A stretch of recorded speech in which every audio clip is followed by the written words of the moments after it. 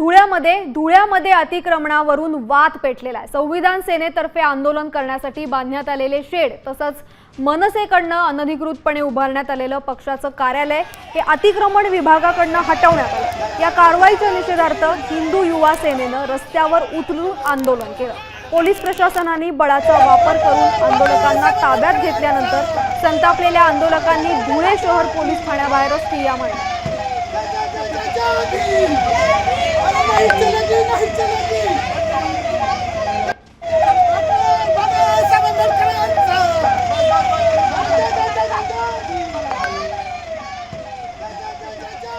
तर धुळ्यामधली ही दृश्य आहेत। अतिक्रमणावरून इकडे वाद पेटलेला आहे आणि इकडे पोलीस स्टेशन बाहेरच आंदोलकांनी ठिय्या केला आहे आणि या पोलीस हे आंदोलकांना ताब्यात घेत आहेत। आताची ही दृश्य आहेत धुळ्यामधली।